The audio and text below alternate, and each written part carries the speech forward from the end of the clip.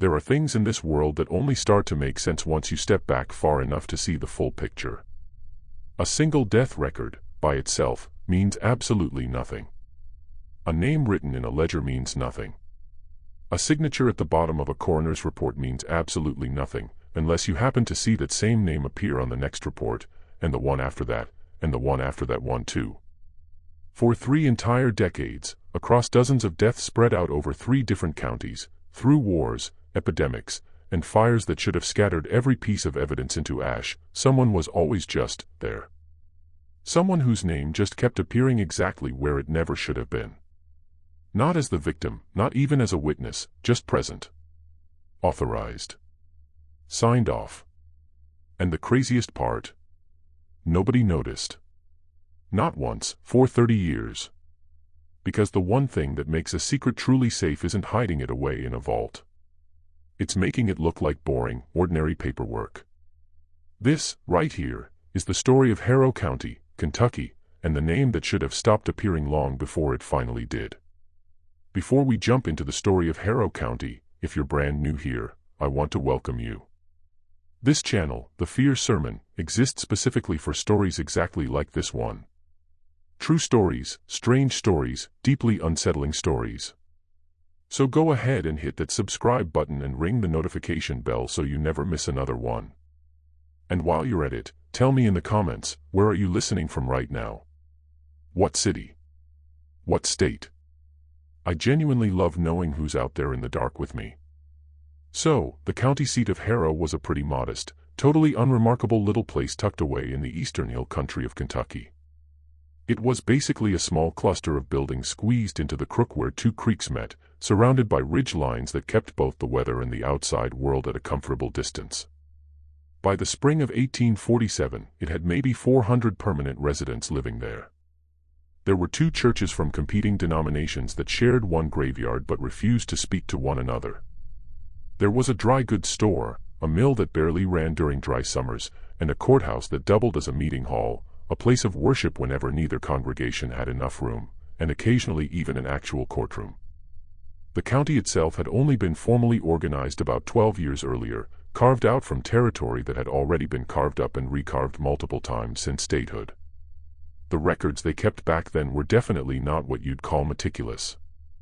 The clerk in charge of maintaining them was a man named Hector Vane, who had held the position ever since the county was first incorporated. He ran that office with this really particular combination of diligence and laziness that only comes when you know deep down that nobody is ever actually going to check your work. Back in 1847, Vane was already 51 years old. He was a large man, not necessarily tall, but broad, the kind of build that hints at a history of physical labor that had since gone a little soft. He had a round, kind of ruddy face, with thinning hair he combed with deliberate care across the top of his skull. He also had this habit of speaking very slowly, almost like each word had to be retrieved from somewhere far away before he could offer it up. His handwriting, though, was surprisingly fine for a man who looked like him. Precise, upright letters with these long, clean descenders. And it was that handwriting that would eventually become the most recognizable thing about him. More recognizable, as it turned out, than his actual face. The Harrow County Death Ledger for 1847 starts out completely unremarkably. 9 entries in January, most of them elderly men and women. Causes of death listed in that loose vocabulary people used back then: inflammation of the lungs, dropsy, the wasting sickness. Every single entry has the signature of the attending physician, whenever there was one, and then the counter-signature of the clerk, Hector Vane. His name appears 9 times in January, 13 times in February, 11 times in March. And this, of course, was totally expected. Vane was the county clerk. His name was absolutely supposed to be on these documents. He had been signing them for 12 years without any incident or anyone raising an eyebrow. But what was definitely not expected, what nobody noticed until it was way too late, was that Vane's name was also appearing in places where a county clerk had absolutely no reason to be. In April of 1847, a man named Robert Ferris died on his property about 4 miles east of the county seat. The cause was listed as a fall from a horse. The attending physician was a young man named Dr. Clarence Lott, barely 2 years out of a medical college in Ohio. He had come to Harrow County looking for a practice and only found one because the previous doctor had himself died the previous winter of what Lott, after reviewing the records later, could only describe as a complaint I cannot identify from the notes. The death of Robert Ferris was unremarkable in almost every single way.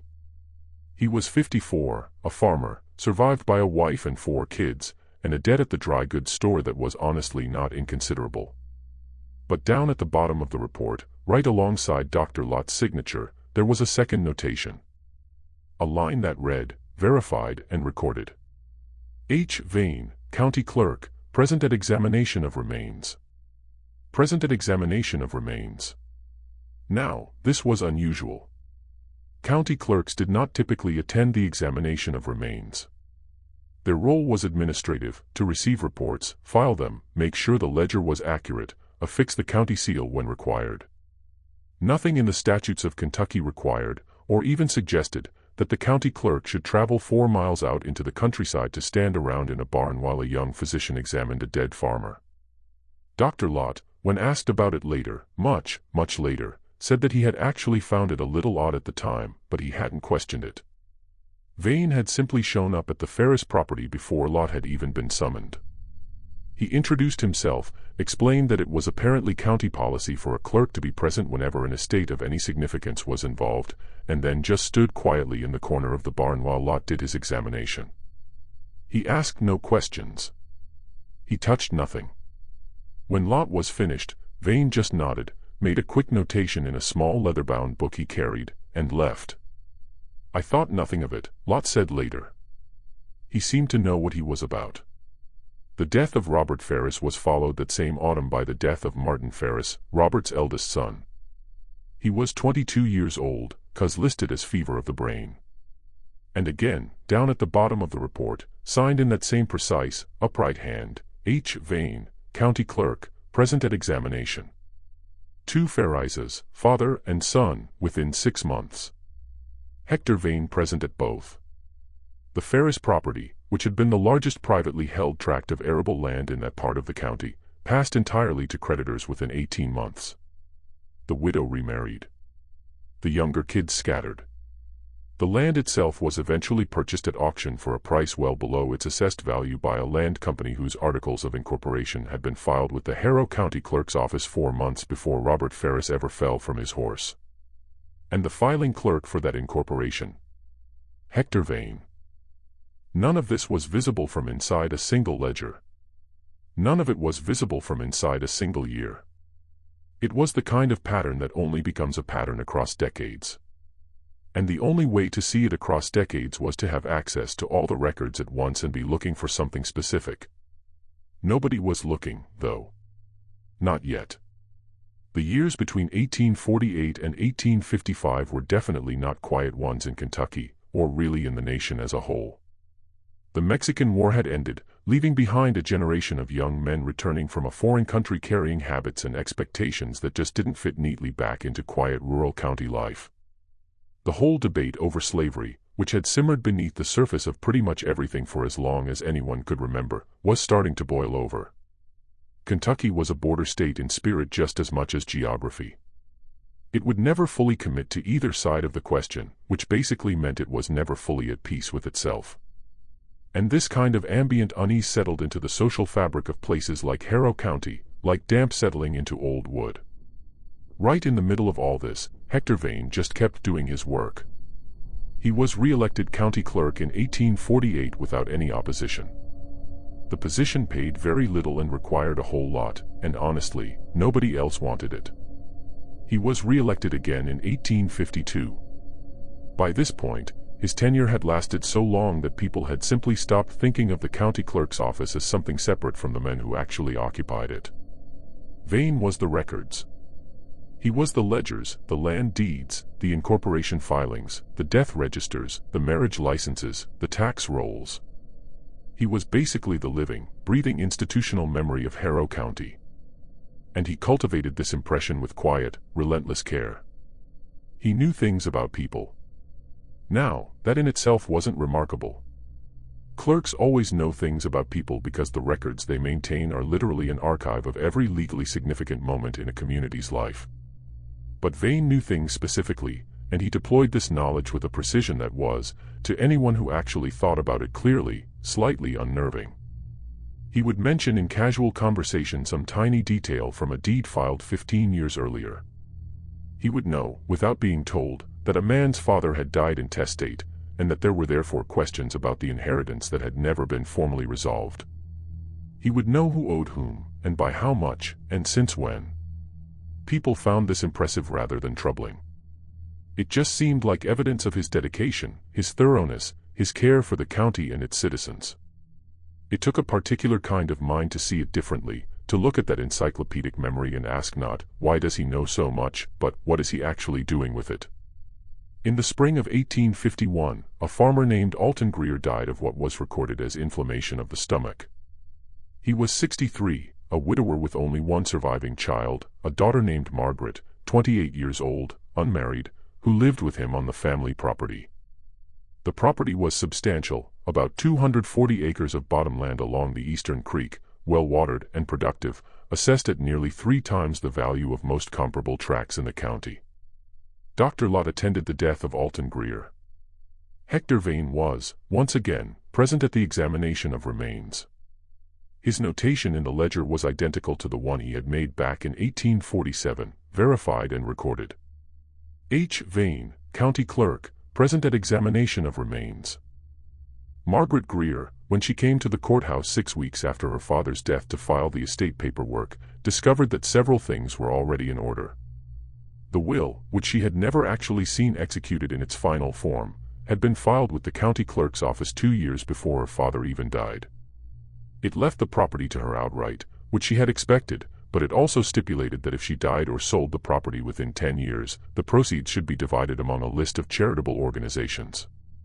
She didn't recognize any of the organizations on that list. Neither did anyone else in Harrow County. When she asked Vane about this, he was helpful, patient, and deeply unhelpful all at once. He showed her the document. He showed her the filing date. He confirmed her father's signature. He explained, at considerable length, the legal provisions for charitable bequests under Kentucky law. He expressed his sympathy for her loss. What he did not explain was how the charitable organizations listed in that will, all 4 of them, had been incorporated through the Harrow County Clerk's office within the previous 8 years. Or that the named agent for each organization was a different man in every case, none of whom actually lived in Harrow County, but all of whose names appeared in the clerk's records in connection with land transactions that had, over the previous decade, significantly expanded the holdings of a single privately held land company, the exact same one that had purchased the Ferris property. Margaret Greer never sold. She worked the land herself, hired 2 men from the neighboring county, and built a life there that she had never expected to be building alone. She was sharp, and capable, and quietly furious in that specific way people get when they have understood that something is deeply wrong but cannot quite articulate exactly what. She watched Vane. She filed her taxes on time and in person just so she could watch him. She noted his habits, his hours, his visitors. She said nothing to anyone because she had nothing concrete to say, and because she was a woman alone on a piece of land that several powerful interests had already demonstrated they wanted. And she understood, deep down, that speaking without proof isn't courage, it's exposure. She was still watching in 1855 when the 3rd member of the Ferris family, Robert Ferris's 2nd son James, who had returned to the county after several years away, was found dead in the creek at the eastern edge of what had once been the family property. The cause was listed as drowning. Hector Vane was present at the examination of remains. By that point, Vane's name had appeared on the death records of 11 Harrow County residents over 8 years. 11. His precise handwriting at the bottom of each report carried that same notation, verified and recorded, present at examination. And behind each of those 11 deaths, if you looked, really looked, through the land records and the incorporation filings and the will contests and the tax assessments, there was a transaction. Property moved. Money changed hands in directions that were not obvious. Old claims were satisfied and new ones quietly established. Margaret Greer was 42 years old in 1855. She had a small leather-bound book of her own by then, in which she had been writing down everything she had observed, not accusations, not theories, just dates, names, and facts. The kind of record a county clerk would recognize. She was waiting for the right person to show it to. She would wait 13 more years. The Louisville and Nashville Railroad finally reached Harrow County in the autumn of 1863, right in the middle of a war that had torn the state in half without quite making it fall completely apart.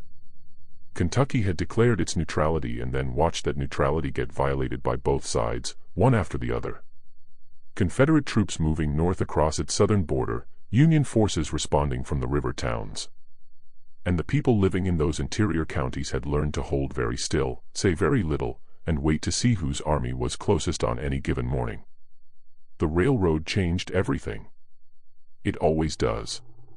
It brought commerce and strangers and this particular anxiety of connection, the sudden awareness, among people who had lived their whole lives in a world bounded by ridges and creeks, that the rest of the country was suddenly very close and getting closer.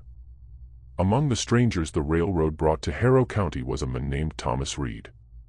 Reed was 34, lean and fair, with the kind of precise, careful manner that suggested either a legal education or a really good approximation of one. He was actually a journalist, a correspondent for a Louisville paper called the Evening Chronicle, which at that time was trying to distinguish itself from its competitors by covering not just the war, but the home front, the economic disruptions, the land disputes, the community fractures that the war was widening but that had actually begun long before the first shot was ever fired. Reed had been sent to Harrow County on what his editor described, with some skepticism, as a land story. There had been complaints filed with the state land office, irregularities in property transfers across several counties in the eastern hill country, patterns that suggested something more systematic than simple opportunism. His editor didn't really believe there was much to it. Reed had 2 weeks. He arrived on a Tuesday in October 1863, in a county that was simultaneously trying to manage the ordinary business of civilian life and the extraordinary disruptions of a war that had emptied it of most of its young men. He found lodging at the inn, asked around about who might know the county history, and was directed by 3 separate people to Margaret Greer. The first time Reed visited her property, she stood in the doorway and just looked at him for a long moment before saying anything. She was 50 by then. She had that look of a woman who had been waiting for something for a very long time and hadn't yet decided whether what had finally arrived was actually it. "You're from the newspaper," she said. It wasn't even a question. "Yes, ma'am." "You're looking into land records?" "Yes, ma'am." She looked at him a moment longer, then stepped back from the door. "Come in," she said. "I have been waiting for someone to come in for 8 years." What Margaret Greer showed Thomas Reed that afternoon wasn't the leather-bound book. Not immediately. She understood, with the instinct of someone who had been holding a secret carefully for a very long time, that the most important thing was not to give it all at once. She told him about her father, about the wool with those charitable organizations she had never recognized, about the Ferris family, father and son, and then the younger boy found in the creek. She spoke quietly and without any visible emotion, the way you speak about facts rather than grievances. Because she had known from the very beginning that grievances could be dismissed, and facts could not. Reed listened. He had that reporter's way of listening, very still, very focused, with occasional small questions that pulled the thread a little further without tugging hard enough to break it. "How many deaths?" he asked when she had finished the main part of what she had to say. 11 that I know of, between 1847 and 1855, she said. "I stopped counting. I stopped being able to count with certainty because after 1855, he became more careful. The notation stopped appearing in the records." Reed looked up from his notes. "He stopped signing himself as present," she clarified. "He stopped leaving a written record of his presence." "That is not the same thing." Reed sat with that for a moment. "What changed in 1855? Margaret Greer was quiet for a beat that was slightly too long to be just thoughtful. "I began asking questions in public," she said. "Not about him specifically. About the charitable organizations in my father's will. I wrote letters to the state capitol. I asked about their legal standing." She looked down at her hands. 2 weeks after I sent the first letter, the fence on the south edge of my property was broken in 3 places. My hired men found my dog dead in the morning. It was winter. There had been a snow, and there were boot prints in the snow that were not mine and not theirs. Reed wrote this down. And then I stopped asking questions in public, she said. But I did not stop watching. What she had been watching in the years since 1855 was a change in method. The death notations had stopped, but the pattern itself had not. It had simply become less visible. The land transfers continued, quieter now, routed through intermediaries, sometimes involving properties in neighboring counties where Vane's name had no formal standing. The charitable organizations had been dissolved one by one and replaced with others. The land company had restructured twice, changing its name and its principles each time, while remaining in substance the exact same entity. She had tracked all of it. Not because she was certain she was right, but because she was certain enough that she could not stop. And Vane, Reed said. How old is he now? 67, she said. Still clerk. He has been clerk for 28 years. Reed looked down at his notes. Then he looked up. Why hasn't anyone else seen this? Margaret Greer looked at him with something that was not quite contempt and not quite pity, the look of someone who has asked themselves the same question many times and found the answer each time both perfectly obvious and deeply insufficient. Because the records are his, she said. And because he is very good at his work. Before we go any further, I want to pause here and say this.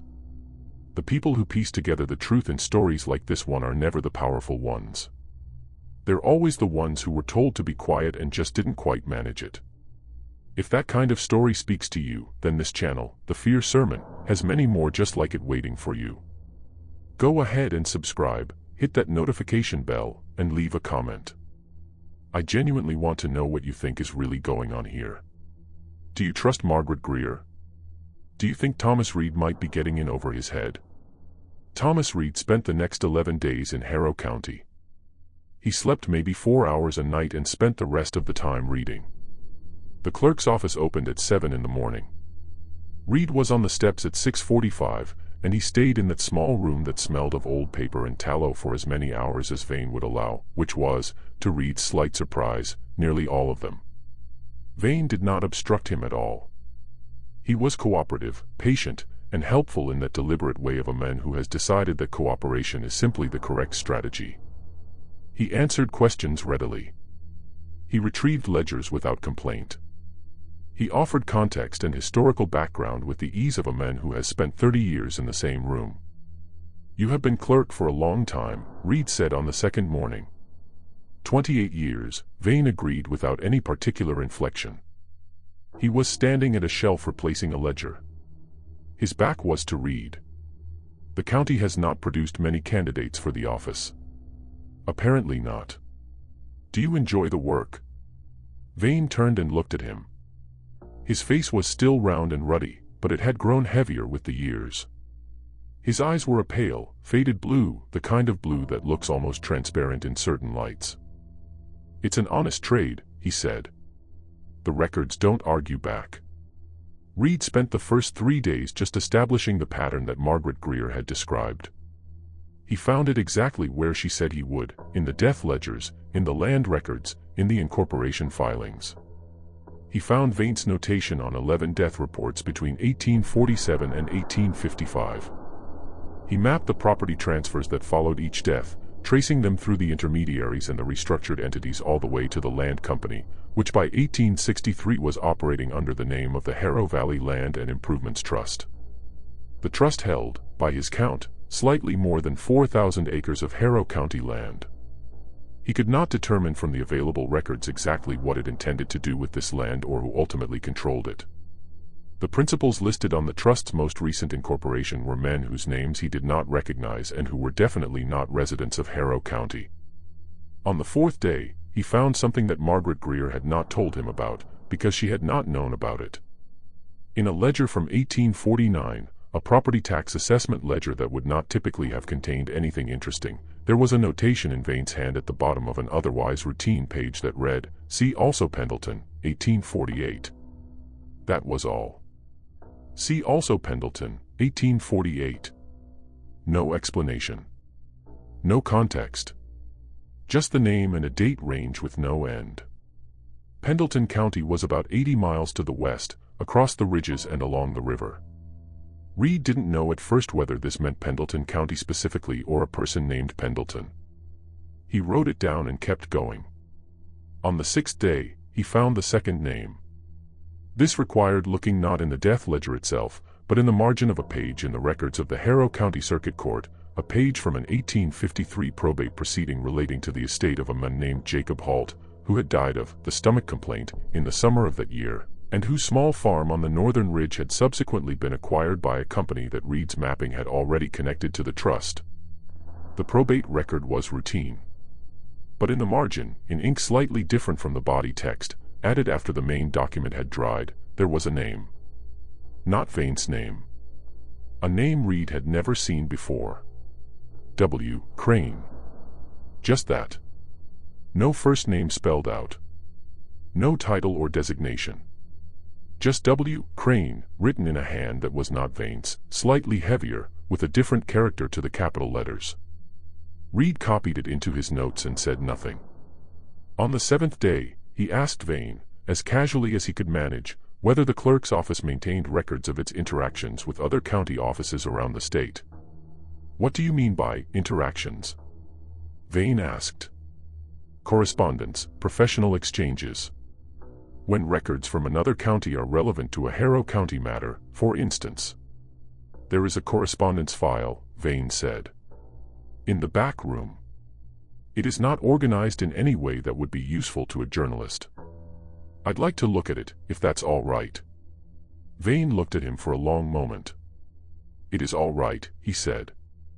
The correspondence file was not organized in any way that would be useful to anyone.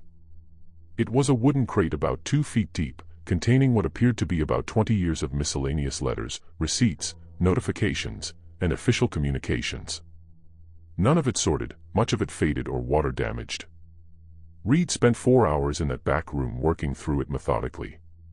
He found 8 letters addressed to Hector Vane from a county clerk's office in Pendleton County, dated between 1848 and 1856. They were formal in language, concerned with technical matters of record-keeping and inter-county coordination. The name signed at the bottom of each letter was Walter Crane, Deputy Clerk, Pendleton County. Walter Crane. W. Crane. Reed sat very still in that back room of the Harrow County Courthouse for a full minute, just listening to the sounds of the building around him, the distant creak of the main room's floorboards, the scratch of Vane's pen, the muffled sound of wind off the ridges. Then he packed his notes very carefully and went back to his lodgings and wrote a letter to a contact in Louisville asking for whatever information could be found about the Pendleton County Clerk's office and its records for the years 1848 through 1863. He also wrote a letter to Margaret Greer. "I found something," he wrote. "Not what we expected. Something larger. I need 3 more days." 3 more days became 3 more weeks. The letter Reed received from his Louisville contact arrived on the 11th of November 1863, and it was brief. His contact had been unable to locate detailed records from Pendleton County, as the courthouse there had suffered a fire in 1858 that had destroyed much of the archives. But his contact had found one thing, which he mentioned almost as an afterthought, a listing in the Kentucky State Directory for 1857 showing that the deputy clerk of Pendleton County was one Walter Crane, and that the county clerk, Crane's superior, had resigned that year under unspecified circumstances and had not been replaced for over a year. A fire in 1858 that destroyed much of the archives. Reed looked at this for a very long time. He then wrote to the state capitol, requesting information about county clerk offices in every Kentucky county that had experienced significant archival losses due to fire or flood in the period 1840 to 1865. He wasn't hopeful about a rapid response. It was 1863, and the state government had other things on its mind. But he sent the letter anyway. While he waited, he returned to the Harrow County records with a completely different question. Not who died and what property transferred, he had mapped that as thoroughly as the records permitted. The new question was simpler, and in its own way, much more frightening. How many people with access to official records had Hector Vane ever worked alongside, trained, or maintained a formal professional relationship with? The answer, compiled over 5 days of cross-referencing correspondence files, court records, and the county's records of official appointments and elections, was 23. 23 individuals in the state of Kentucky who, at one point or another over the previous 28 years, had been in a position of either dependency on Vane's expertise or professional connection to his office.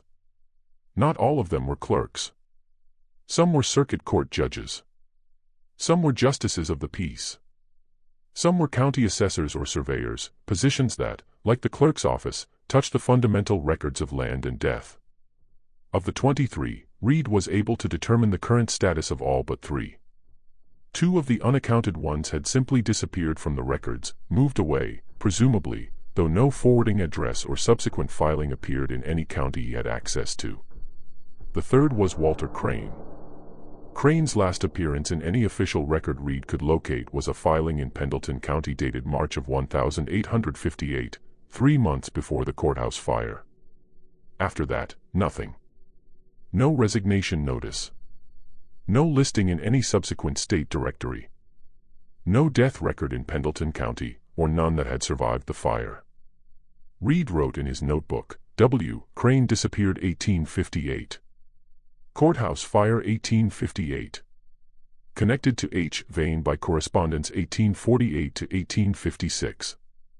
Notation in Harrow County margin also 1848. Unknown significance. He sat at the small desk in his lodgings and looked at what he had written. The candle on the desk guttered in a draft from the window, and the shadows in the corners of the room moved in a way that was entirely natural but felt, in that moment, entirely wrong. Margaret Greer came to town the following morning. She sat across from him in the inn's front room and listened while he laid out carefully, and in order, everything he had found. She was very still through all of it. When he finished, she was quiet for a moment. Pendleton County, she said. I don't know anything about Pendleton County. Nobody from here would, Reed said. It's not connected to Harrow County in any obvious way. The geography is wrong for trade routes or migration.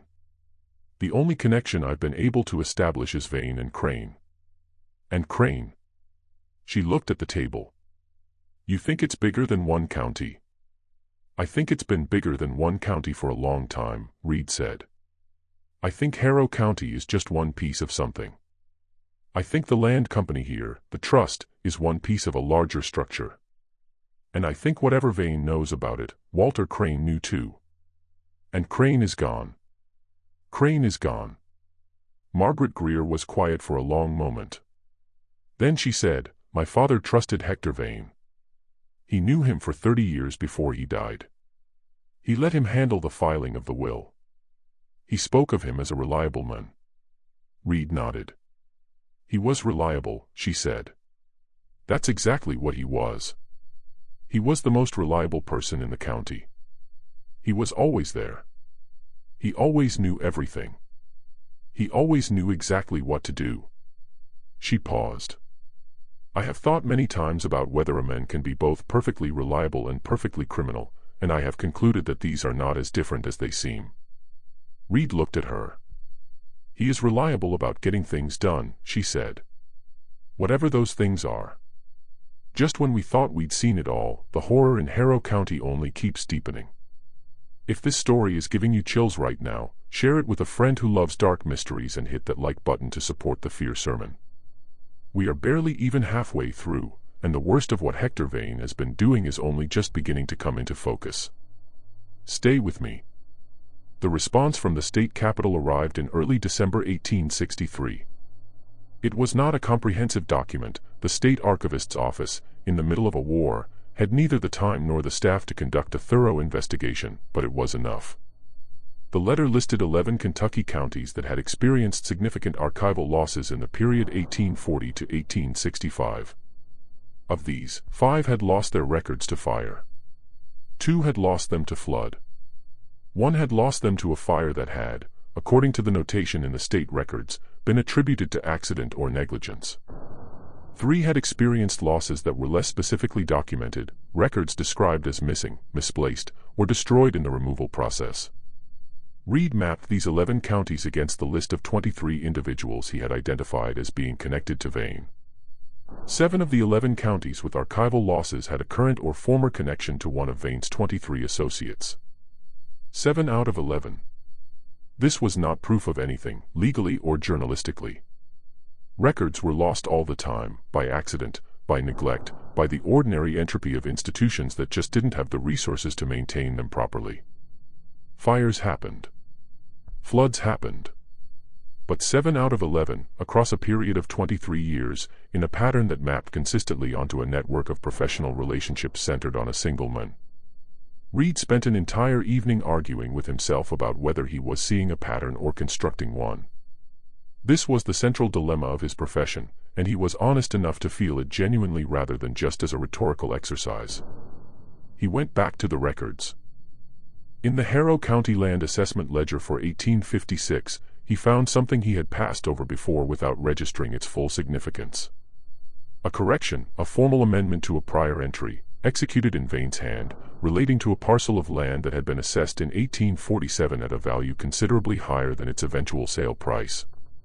The correction reduced the assessed value retroactively, and it was dated 3 years after the original assessment. Retroactive corrections to land assessments were not, in themselves, illegal. They were, however, unusual. And they required the signature of the county assessor as well as the clerk. The assessor whose signature appeared on this correction was a man named Gideon Parks, who had held the assessor's position since 1851. Reed had placed Parks on his list of 23. He was one of the men whose professional relationship with Vane went back many years, and whose office, like Vane's, touched the fundamental records of property and value in the county. Reed looked at what he had and made a decision. He requested a meeting with Gideon Parks.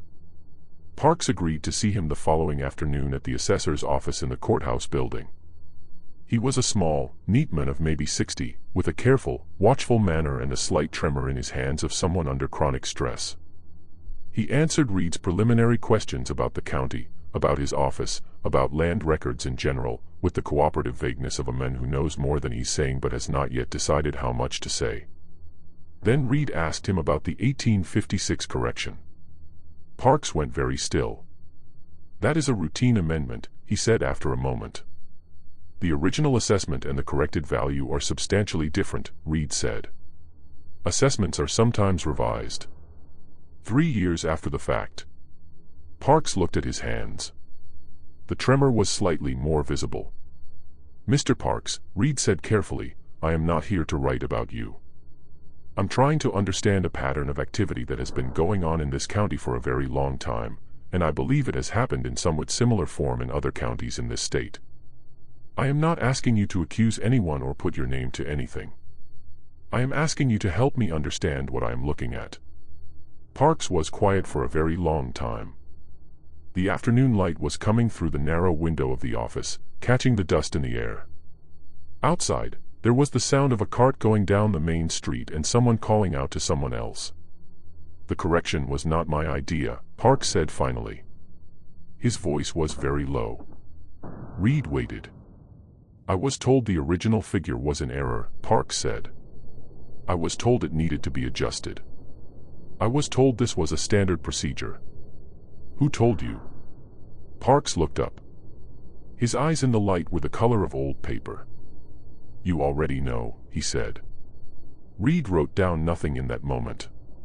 He kept very still. "Did this happen more than once?" he asked. Parks looked back at his hands. "I have been assessor for 12 years, he said. "In 12 years, I have made 17 corrections to prior assessments." Reed looked at him. "How many of those corrections did you initiate yourself?" Another long silence. 3, Parks said. "The others were." He stopped. "Requested," Reed said. Parks said nothing, but he did not deny it. "Were there others?" Reed asked. "Not assessors. Others who received requests like yours." Parks looked at the window, at the dust moving in the afternoon light, at the ordinary street sounds outside. You need to understand what this county was like before the war, he said. How few men there were who held positions of any responsibility, how much any one of them depended on the cooperation of the others. If the clerk says a thing is so, the assessor does not easily say it is not. If the clerk has been in his position for 20 years and you have been in yours for 2, you don't. He stopped again. You don't find it easy to question him. No, Reed said. And once you've done a thing once, Parks said, you have done it. That is the other part of it. Once you have done a thing that is not right, you are no longer in a position to object to the next one. Reed sat with that for a moment. Then he said, the deaths. The ones where he was present. Parks turned back to look at him. Something in his face shifted, a change not of expression but of quality, as if the air around him had changed temperature. I don't know anything about that, he said. His voice was different now, quiet and absolute. I don't know anything about that, and I won't speak about it. Mr. Parks. That is the end of what I will say, Parks said.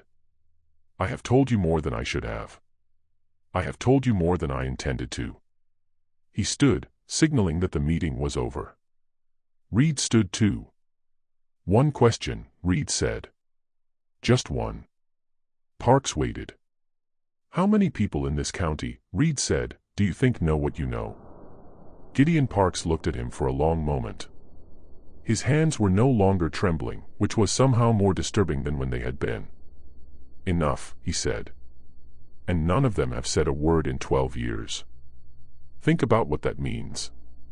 What it meant, Reed thought, walking back to his lodgings in the gray December afternoon, was that the silence had been cultivated as carefully as everything else. Not just through fear, though fear was certainly part of it, but through something more subtle and more durable, through complicity.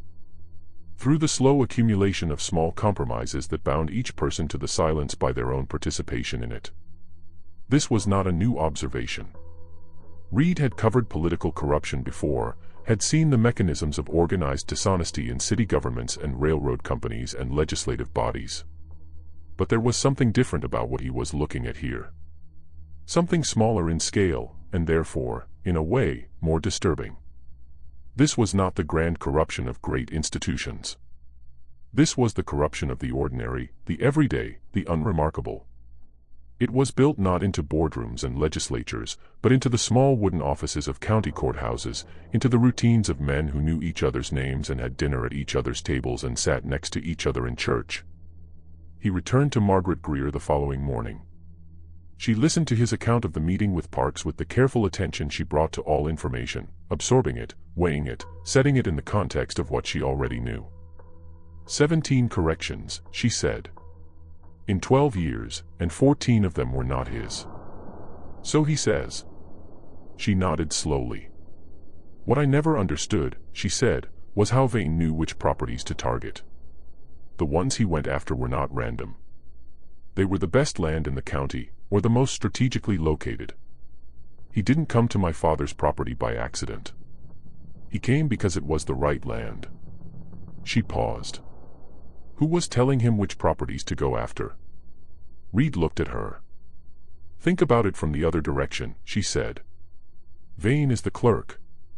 He knows the records. But knowing which land is valuable is different from knowing which land is available, which owners are in debt, which are sick, which have disputes that could be exploited. That's the assessor's knowledge.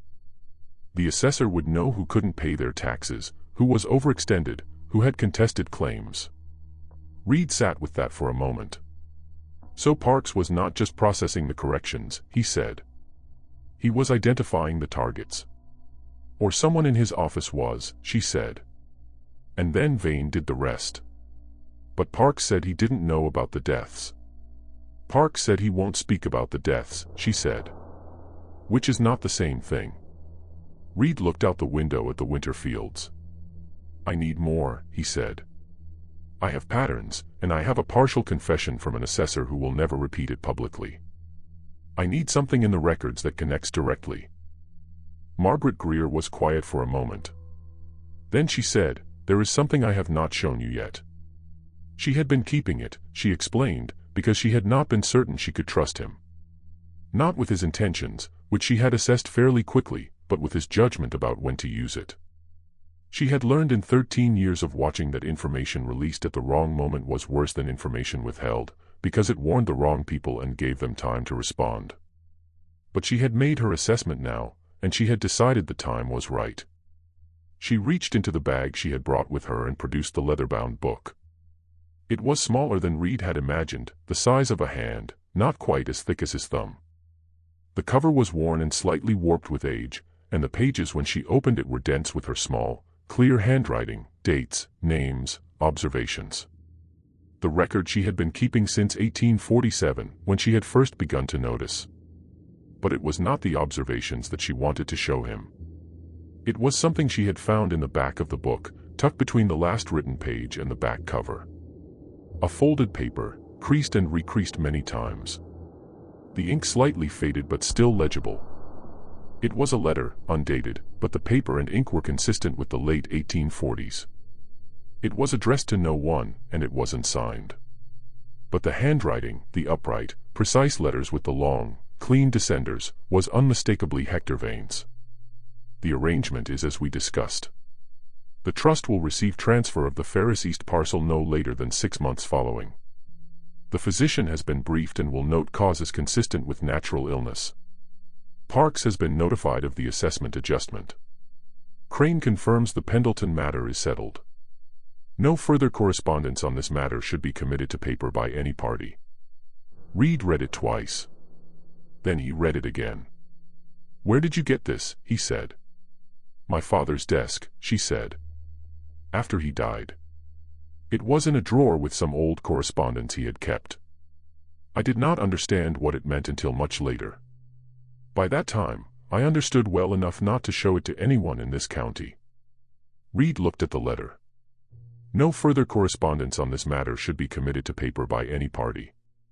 And here was a letter committed to paper. The single piece of evidence that should not exist, by Vane's own directive. "He gave this to your father," Reed said. "Or my father found it," she said. "Or someone gave it to my father intending for him to find it. I don't know. I have never been able to determine that part. Why would Vane write something like this down at all, if he was being so careful?" Margaret Greer looked at him steadily. "That is the question I have asked myself for 16 years, she said. "And the only answer I have is that at the time he wrote it, he believed he was the only person who would ever see it." Thomas Reed returned to Louisville on the 23rd of December 1863, carrying his notes, the letter, which Margaret Greer had allowed him to take only after he had agreed to 3 specific conditions about how and when it could be used, and the weight of something he had not fully expected to find. He had come to Harrow County looking for a land story. He had found something that was on its surface exactly that, a story about land, about the way it moved from the living to the dead to the powerful through mechanisms that looked, at every individual step, like ordinary commerce and ordinary record-keeping. But beneath that surface, in the space between the documents and the facts they described, he had found something else. He had found a system. Not a conspiracy in the dramatic sense, not a meeting in a candlelit room where powerful men plotted in low voices. Something more banal, and therefore more durable. A set of habits and relationships and understandings that had grown up over decades among men who occupied positions of small but significant power, who had learned, one small compromise at a time, what it was possible to do with those positions without ever formally agreeing to do it. He spent January and February of 1864 in the Louisville offices of the Evening Chronicle, writing and rewriting and discarding and rewriting. His editor, a man named Harris, who had been skeptical from the beginning, read the drafts with increasing discomfort. "This is very serious," Harris said after reading the 4th draft. "Yes," Reed said. "You have one piece of documentary evidence. The letter." "I have the letter." "Parks's partial testimony. The pattern in the records. And 17 years of documented observation by a credible witness. The letter is unsigned and undated. The handwriting is Vane's. I can establish that." Harris looked at the draft on his desk. "If we publish this and we're wrong about any part of it." "We're not wrong," Reed said. "If we publish this and appear to be wrong," Harris said, "or if Vane has any kind of recourse." He'll have recourse, Reed said. He has had recourse for 30 years. He'll use it. But the record is the record. I've mapped it. It's there. Harris sat with the draft for a long time. Outside the window, the city went about its business in the gray January cold, carts and voices and the distant sound of the river. You say this extends beyond Harrow County, Harris said. I believe it does.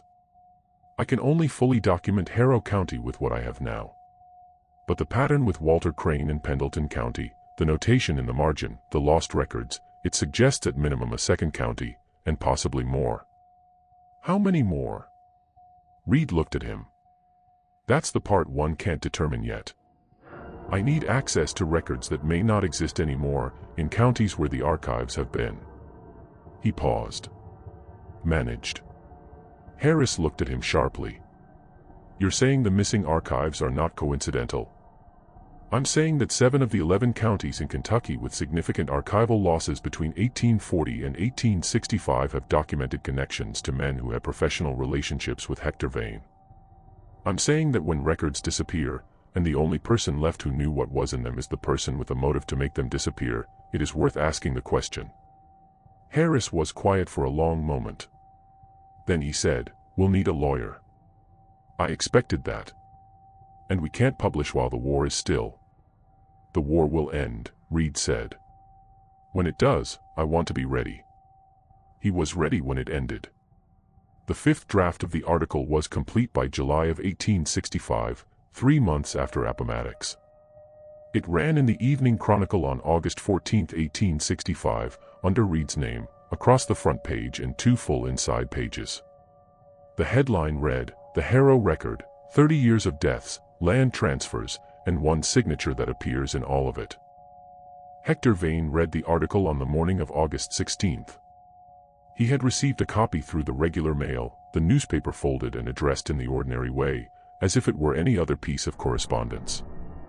He read it at his desk in the office where he had spent 30 years, surrounded by the ledgers and files and records that bore his handwriting on nearly every page. He read it slowly, with the same careful attention he brought to all documents. When he finished, he set it on the desk and sat very still for a long moment. Then he took out a sheet of paper and began to write. What he wrote was not a denial. It was a response, and the distinction was significant. He addressed it to the editor of the Evening Chronicle, and it ran to 6 pages.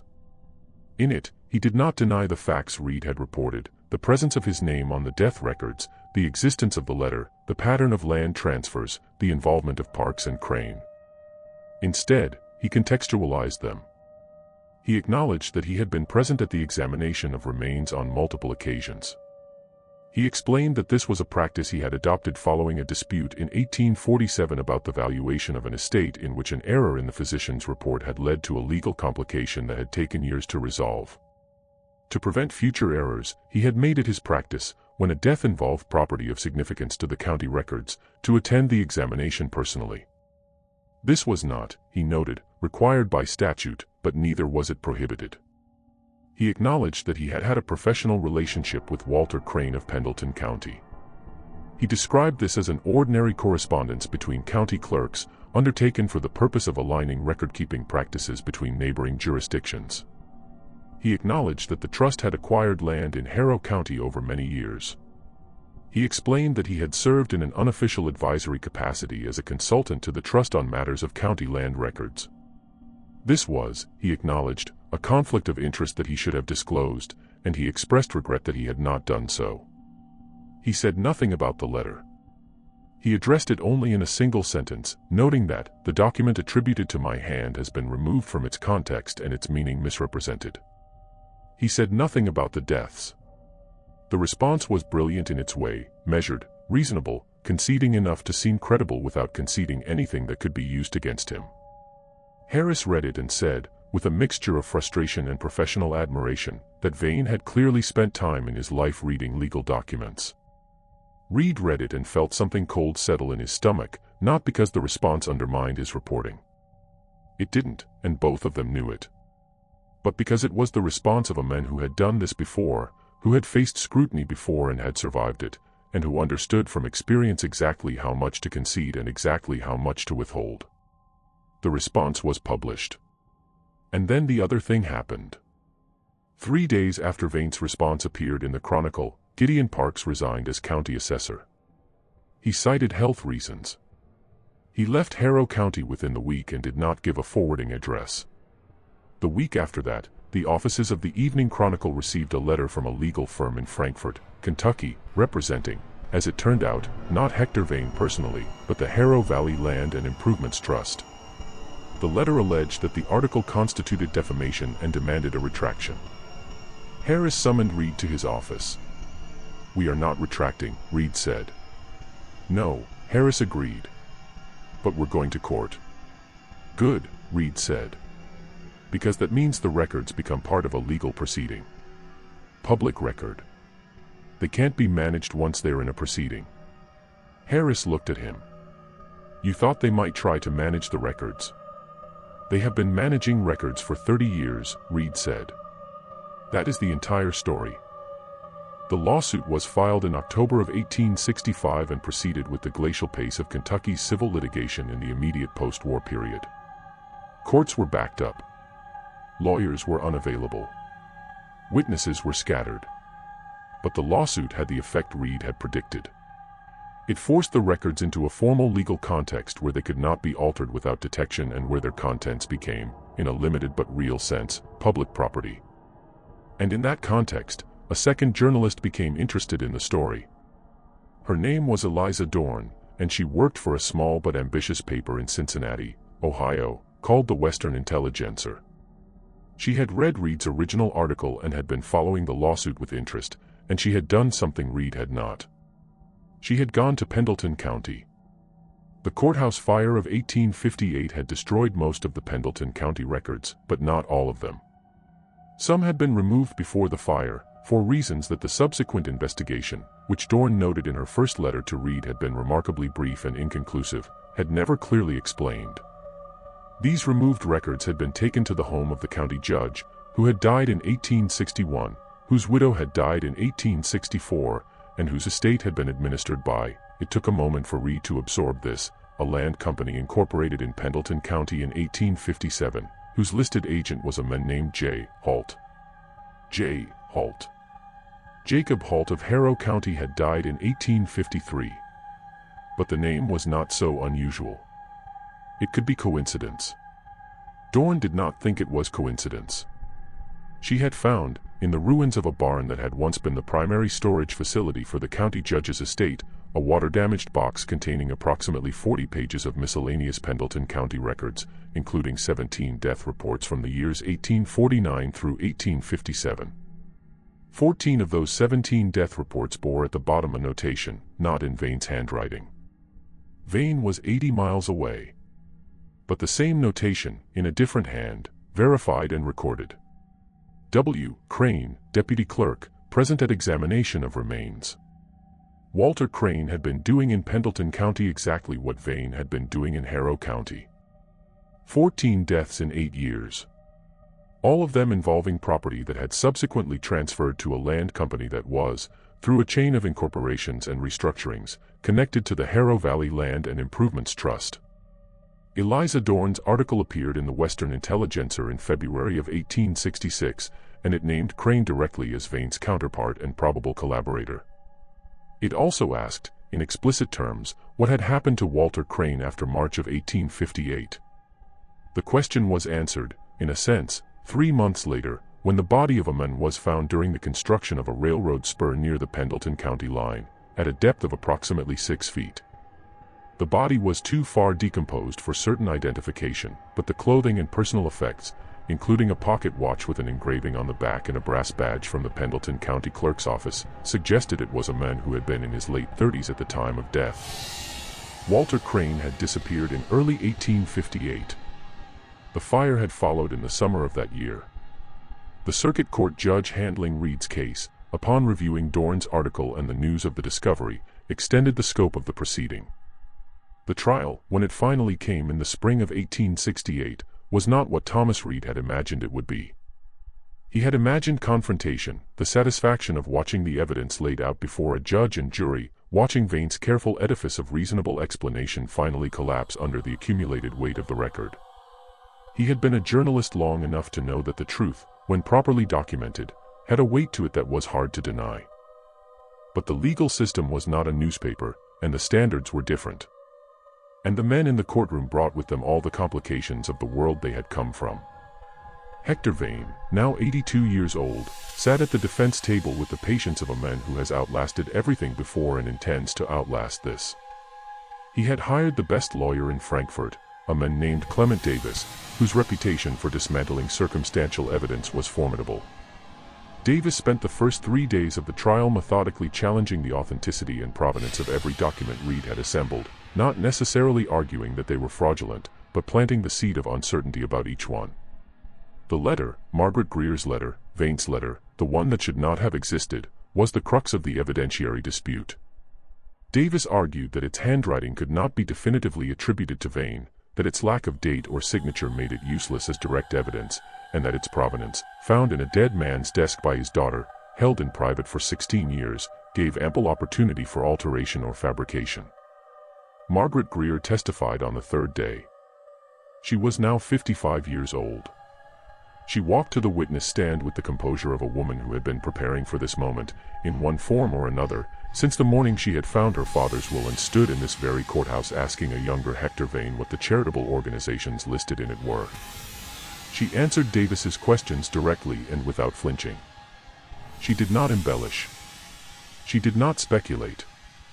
She reported what she had observed, with dates and details, and when she did not know something, she said so with the same clarity she brought to what she did know. Davis questioned her for 2 hours and did not shake her. On the stand, she looked at Vane once. Once. Directly, and without expression. He looked back at her with his pale, faded eyes, and an expression that was equally without expression. And for a moment, the courtroom was very quiet.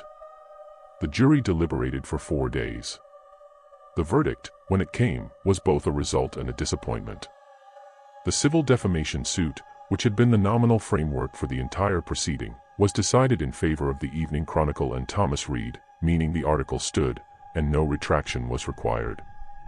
This was a victory, of record. But the broader implications, the question of what Vane had actually done, of who had died and why, of what the trust had been and how it had operated, these questions the court could not fully answer from a civil defamation case. The judge, in his findings, noted that the evidence raised serious and credible concerns about the conduct of the county clerk's office over a period of decades and recommended that the Kentucky Attorney General's office conduct a formal investigation. The Attorney General's investigation was announced the following month. It ran for 2 years. The Attorney General's investigation, which concluded in the autumn of 1870, produced a document that ran to over 300 pages and was formally titled, Report on the Administration of the Harrow County Clerk's Office and Related Matters, 1835 to 1868. Thomas Reed obtained a copy on the day of its release and read it in his office in Louisville over the course of 2 days, making notes in the margins. What he found was what he had expected to find, and what he had expected to find was worse than what most people had been prepared to hear. The investigation had confirmed, through independent analysis of the Harrow County records, that 31 deaths recorded in the county between 1847 and 1865 had involved the presence of Hector Vane at the examination of remains. Of these 31, 24 had been followed by property transfers that could be traced to the trust or to entities connected to it. The combined value of these properties, assessed at current rates, was substantial enough that the investigators had at one point engaged a specialist in land valuation to verify their arithmetic. The investigation had also confirmed the connection to Pendleton County. Walter Crane's involvement and his subsequent fate had been established to the satisfaction of the investigators, though the report noted carefully that the evidence, while strongly suggestive, does not permit a definitive determination of the circumstances of Crane's death. In addition to Harrow and Pendleton, the investigation had identified 2 other counties, one in eastern Kentucky and one along the Central Corridor, where similar patterns could be identified in the records. In both cases, the county clerk at the relevant period had a documented professional connection to Vane, and in both cases, significant archival losses had occurred that prevented the full reconstruction of the pattern. The investigation had found evidence suggesting that the network had operated at its peak across at least 4 Kentucky counties simultaneously. It had estimated, conservatively, that the total number of deaths where Vane's name appeared in Harrow County records alone, across the full 30-year period, was 47. 47 deaths. One name. The report could not, on the evidence available, conclude that Vane had caused any of the deaths. The physician's reports were consistent with natural causes in every case. There was no toxicology, no post-mortem analysis, no surviving witness who claimed to have seen anything. What the report could say, and what it said with considerable care and legal precision, was that Vane had been systematically present at deaths that had subsequently benefited his associates, that he had maintained a professional network capable of coordinating the exploitation of these deaths, and that the records of several counties had been compromised in ways that prevented a complete accounting. The report recommended criminal prosecution on charges of fraud, breach of fiduciary duty, and conspiracy to defraud landowners. It referred the question of potential additional charges to the district prosecutor. Hector Vane was 84 years old by the time the report was released. He had retired from the county clerk's office in 1868, the year the lawsuit was decided. He had retired quietly, without ceremony, having served 31 years, longer than anyone in the county's history. He had, by all accounts, spent his retirement in his house on the eastern edge of the county seat, reading, tending a small garden, and receiving occasional visitors with the measured courtesy of an old man who has made his peace with things. The criminal prosecution was never fully completed. In March of 1871, before the case came to trial, Hector Vane died at home. The cause was recorded by the attending physician as failure of the heart. The death was unremarkable in almost every respect. He was 85 years old, and old men died of heart failure. At the bottom of the death report, as required by county procedure, was the signature of the current county clerk, a young man, newly appointed, who had inherited the office and the ledgers and the records, all of it, from the man who was now gone. Hector Vane's death record was the only one in Harrow County history that bore no countersignature. No one was present at the examination of remains. Thomas Reed wrote about the Attorney General's report for 3 weeks. His coverage appeared in 5 installments in the Evening Chronicle, the last of which ran on November 12, 1870, under the headline, 30 Years, 47 Names, and One Ledger That Was Never Meant to Be Fully Read. He was 40 years old by then. He had spent 7 years on the story, longer than any single story in his career, and he had experienced by the end of it the particular form of exhaustion that comes not from overwork, but from prolonged proximity to something that did not resolve in the way that stories are supposed to resolve. The trust had been dissolved by court order in 1869. Its assets, the land, the investments, the accumulated holdings of 30 years, had been placed in receivership while the investigation attempted to trace their ultimate ownership. This process had been complicated by the structure of the trust, which had been designed with considerable sophistication to obscure its beneficial ownership. The investigators had been able to trace portions of the assets to individuals, some of whom were identified and held accountable in civil proceedings, but the full picture had never emerged because too many of the records were gone. That was the other thing Reed wrote about. The records that were missing, the Pendleton County archives, the 2 additional counties, the documents that would have allowed a complete accounting, had been destroyed or lost before anyone knew to look for them. The investigation could document 31 deaths in Harrow County. It could not know how many deaths had occurred in the other counties, because the records were gone. This, Reed wrote, was perhaps the most disturbing aspect of the entire matter. Not the individual crimes, which were in one sense ordinary. Land fraud was not new, and the exploitation of the dead was not new, and the corruption of public officials was not new. What was disturbing was the architecture of disappearance. The fact that someone had understood, from the beginning, that the only real vulnerability in the scheme was the record, and had addressed this vulnerability not by avoiding the record, but by controlling it. By being the record. By making sure that the person who could read the pattern most clearly was the person who had written it. The record is the record, Reed had told Harris years before.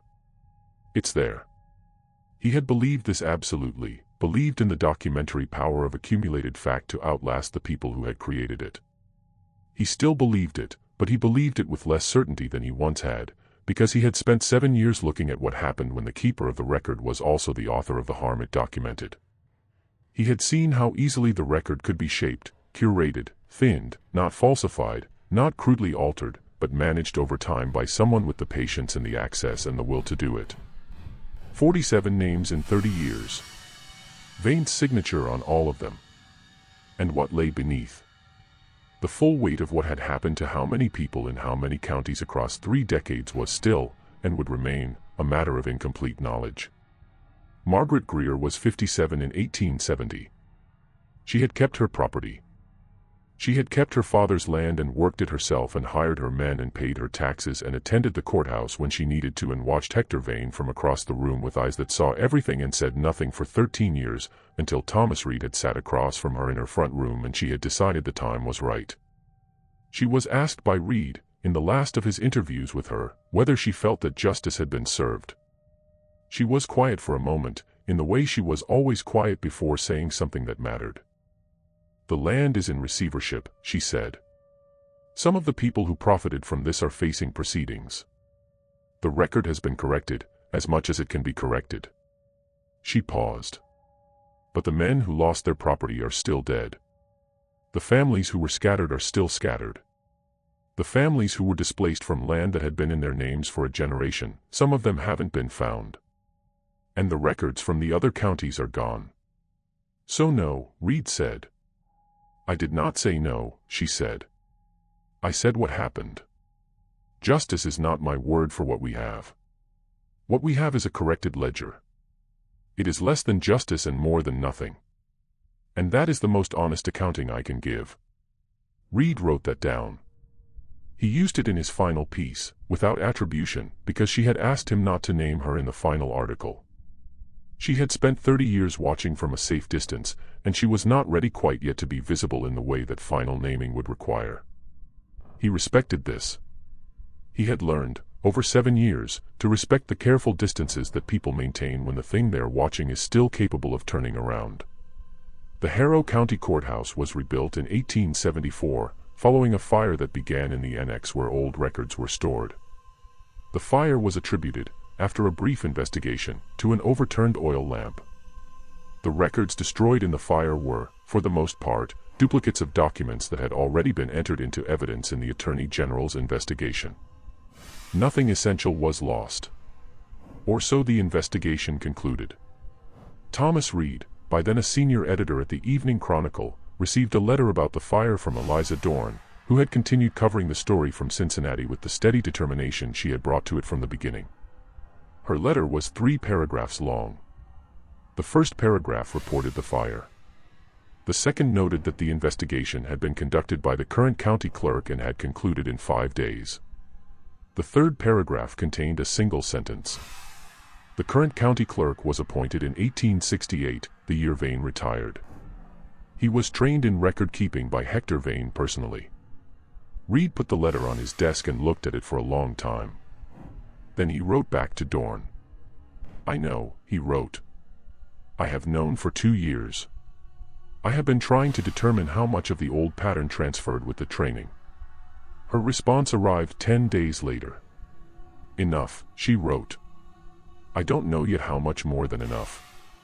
But enough." In the autumn of 1877, a deed researcher named August Rolls was contracted by a Philadelphia investment firm to conduct a title search on a large parcel of Kentucky land that the firm was considering for purchase. The parcel was in Harrow County, one of the last significant tracts of the trust's former holdings that had not yet been fully adjudicated through the receivership process. Rolls was a meticulous man. He had been doing title research for 18 years, and he approached the Harrow County records with the systematic attention of someone who had learned early in his career that the most important things in a title chain are often the things that don't quite fit, the gap in a date sequence, the correction that has been corrected, the signature that appears where it shouldn't or doesn't appear where it should. He spent 3 weeks in the courthouse. He found the pattern. Not Vane's pattern. Vane was dead, had been dead for 6 years. The pattern Rolls found was newer, subtler, and in some ways more carefully constructed. It bore the marks of someone who had learned from the previous iterations. Learned from the mistakes. From the visibility of Vane's personal presence in the death records.